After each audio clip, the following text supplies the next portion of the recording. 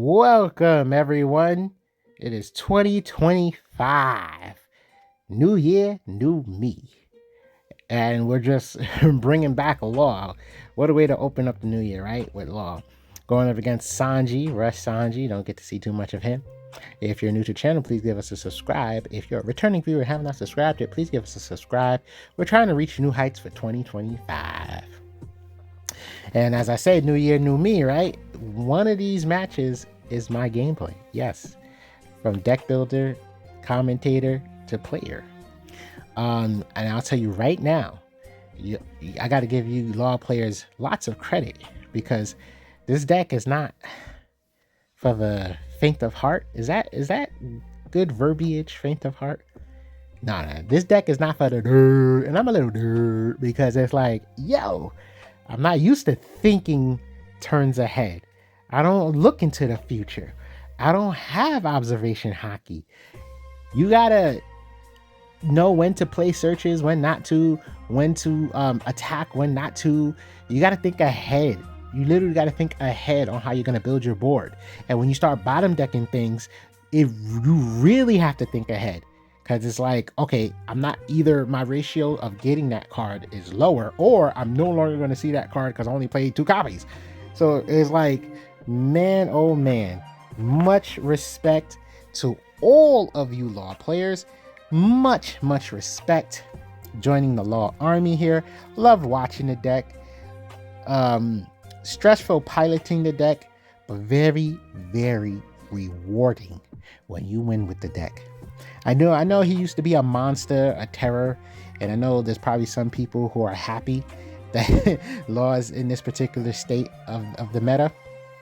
But listen, now he deserves some flowers. Appreciate him. You know, appreciate the deck. If somebody's this Sanji, probably a good play.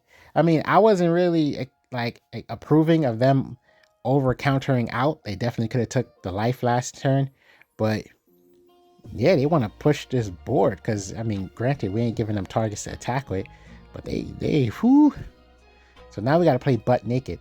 But this is actually the part, not the butt nakedness, but this is the part about law decks that I think is really cool. They can play with no life. And this is what I'm not good at. I can tell you that right now. You know, but good law players, they could play with no life. Oh, I guess another fun fact, there's 3 different players in this video. So.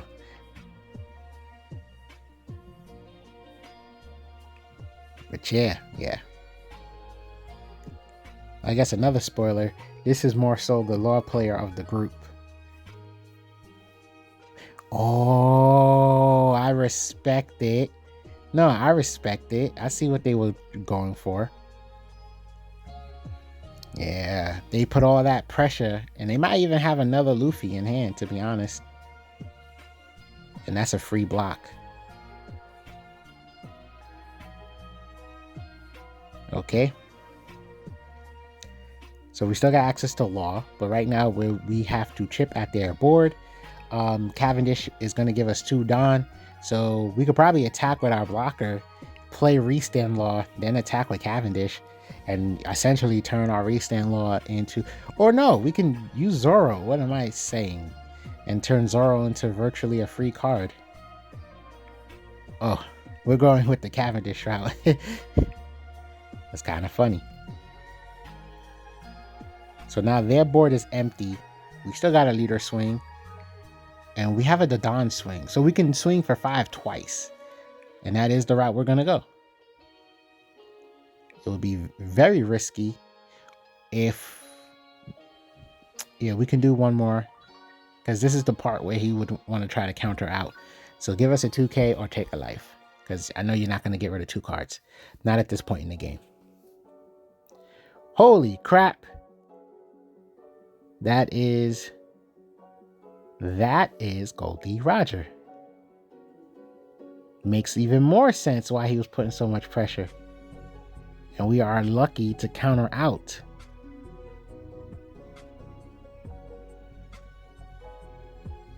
And he chooses not to swing with the leader, probably because we have blocker law and blocker lore is 6, so that would be a free block. And being that he's completely tapped out in Dawn, there is no extra play for him to have any shenanigans. I mean, heck, if he somehow had one active Dawn, he technically could have played Diablo Jambe and went for game. Hey, I would give the Dawn to Dawn, then attack, then play Zoro.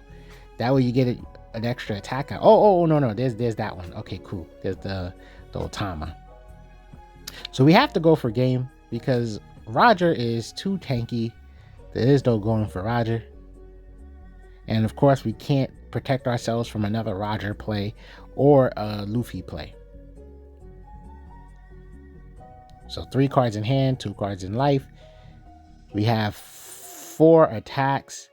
If we're choosing to start chipping, we have 5 attacks. Because the Dons can still technically get 2. Whoa, no, we saving Cavendish. Cavendish has not attacked yet. Cavendish can give us access to 2 more Don, allowing us to potentially get that game.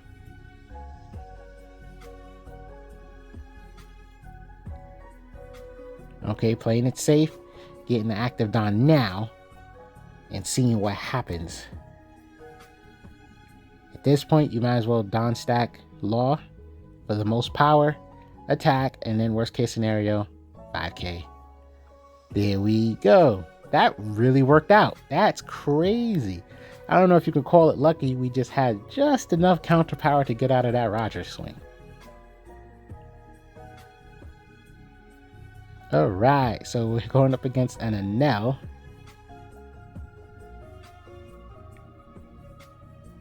And I'll be honest with you, this is me. And then the next one is my brother. But in the future, I'll probably keep it secret. So, just throwing that out there. So you already saw the good Law player. Now you get to see the Rocky Law players. So I'm just like, okay, because in this one, I know what happens. That's like kind of the idea. Every match I commentate, I don't know what's going to happen, but this one, obviously, because I played it. So I was surprised he went for Nami. I was so sure he's going to go for Chopper, but he was probably nervous if I was to just start chipping away with, like, potentially I could have attacked 3 times, right? But I was like, no, I'm focused on filling the board. I'm like, okay, let me fill the board so I can set up for the shenanigans, right?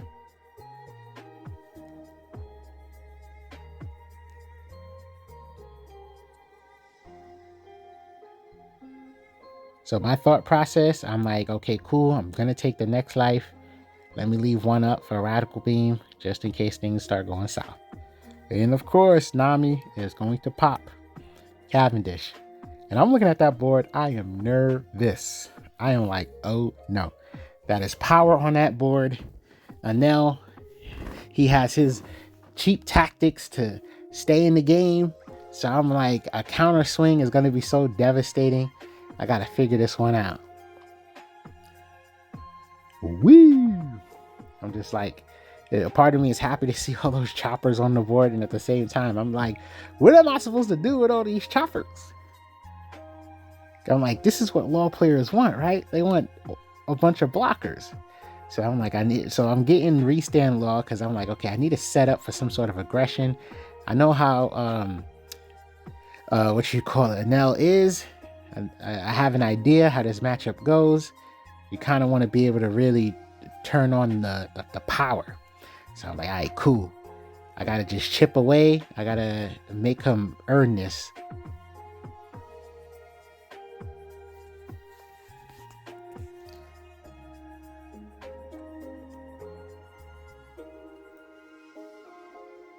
Yeah, I just played the Nami out I was like, okay, let me see if I get, a Luffy or whatever to help me out in future plays. Sadly, I whiffed.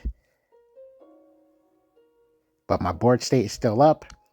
I'm like, as long as he doesn't have any board removal or whatever, I should be okay. He throws out Nami attack. I'm like, okay, I'll take that. can't remember what I did here. Did I choose to counter? Yes, I did. And I was thinking to myself, I wonder if I made a mistake checking Bonnie, because I'm not too sure. In other decks, you like, oh, I don't need my search no more. In this deck, it's like, okay, what I was thinking to myself is I felt like I should have blocked the Nami attack with Law and then potentially let them attack Law because he's easier to defend, but I don't know if that would have been a regretting play. So he gets another Gadatsu. He takes another chopper off my board. I'm like, goodness, I'm not even getting to use these choppers. So I'm like, okay, cool. Let's just put on the pressure. I'm like, I have a restand play. I might be able to go for game. Pow. And he gets a life back. I'm like, you got to be kidding me. So I was like, what the heck am I supposed to do now? So I was thinking. Like I said, this deck is so about thinking ahead. Because I'm sure that Bonnie was supposed to stay in my hand. So I was like, all right, I got Radical Beam. I got 2 life cards. Go for a Kid Killer play. Let's just get him at 0 life. And then he freezes my Law. It makes me think that he couldn't take a 7K swing. That's what that made me think. So I was just like, huh. Because I wasn't going to attack with it. I'll keep it a buck. I was like, I wasn't going to attack with this thing. I need it. Then he plays Yamato. It's hurting. I'm crying. So I'm just doing math in my head, trying to figure out if I could withstand the upcoming barrage.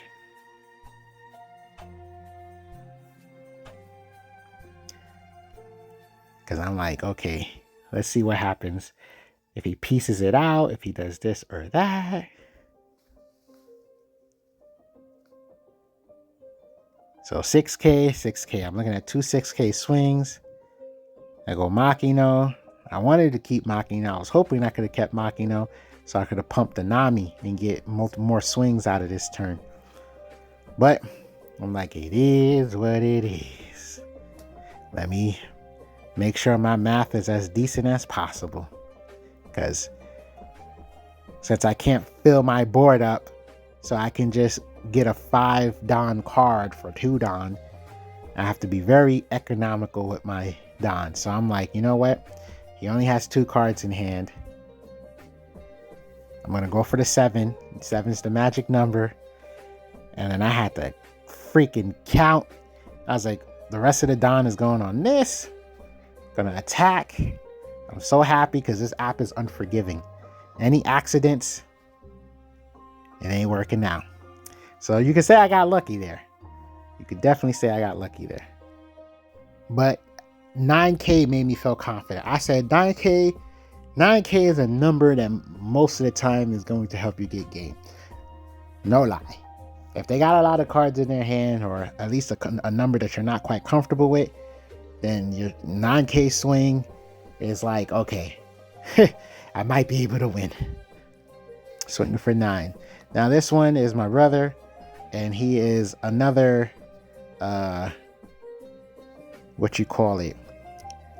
relatively new to Law. He's definitely played the deck more than me.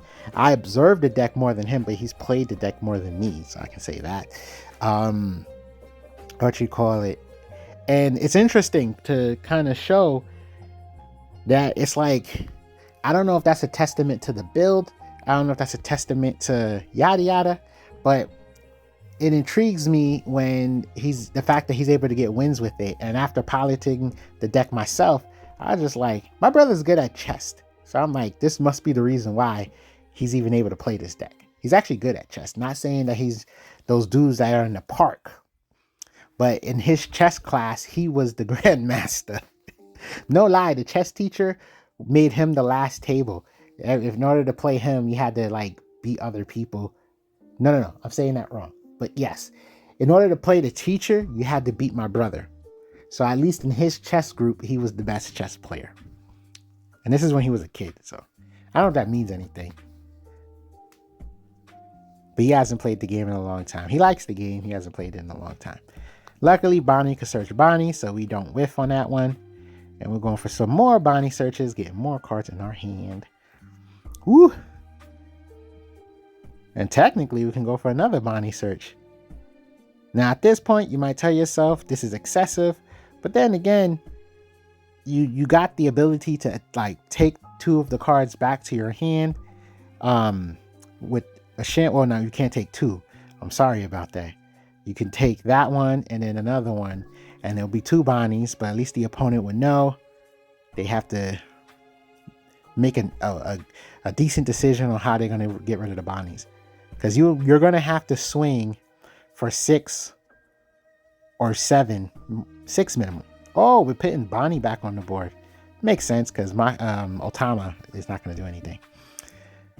So yeah, you would have to swing for 6 minimum on a Bonnie because Law can potentially just freely block. Now, if you want to, or you could just play Sanji. Well, we have plenty of life, and well, he's going after. Yeah, let's see. I would see if we can we? No, we couldn't. We gotta lose that one too. Let me see. 2, 3. Wow, all we had was 3. No, we had 4, but that would have been a lot of cards out of our hand. So we could have countered out, but that would have been a lot of cards out of our hand. I have to accept that play. Luckily, this is later in the game. We got a decent amount of Don. We can we? Whoa, wait. Okay, we're going to bring that back. Stand it. Okay, cool. See, what I was thinking in my head, I was like, wait, let's count Don. Can we play Cavendish, get Don back, and then play something else? And it looks like we could have, because we played Law Raw and had 2 Don left over. So if that was Cavendish, it would have been 4 Don. And then we played Law, yeah. And then that would have been 4 Don, and then we could have, played anything else. But okay then.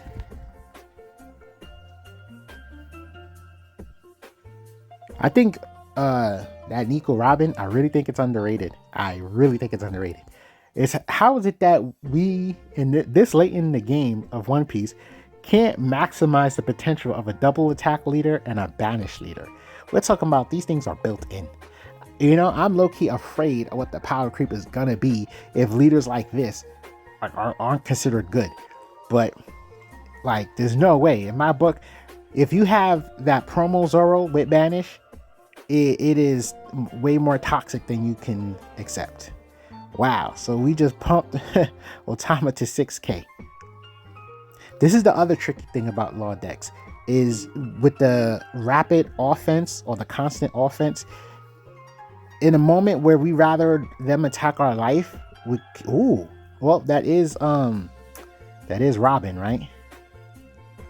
So okay, we get the free block, but if they're smart, they're gonna try to take the Law off the board. Oh my god. Well, I was literally saying, sometimes you want them to attack your life but they got the board to attack. Oh, I get it. Interesting. But we got plays technically. We could play the Nami for economic reasons. And then we have the double attack. If Nami gets played just so we can max out our Don. I said max out our Don, max out our board. So we attack, they counter out.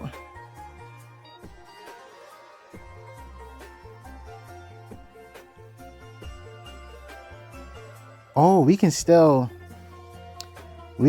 give Don. Oh, wow, they got a blocker. That actually changes things up a little bit. And that blocker's 5k. God. Okay, we're just attacking Raw. Are we going to pump? Make sure you pump first. You just need about 2 Don minimum.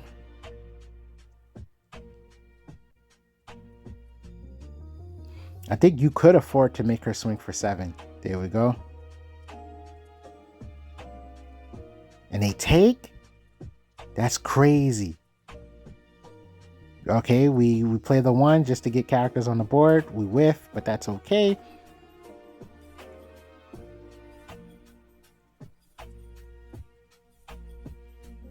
Oh my god, we went with Rush Luffy. I mean, hey, a G? A G. Well, this was definitely fun for me. A little stressful, a lot of stressful, but fun nonetheless. I really grown a much bigger appreciation for all you LoL players. And even with that said, I truly appreciate even more that y'all watching our videos. And I hope we all achieve everything we're looking forward to in the year 2025.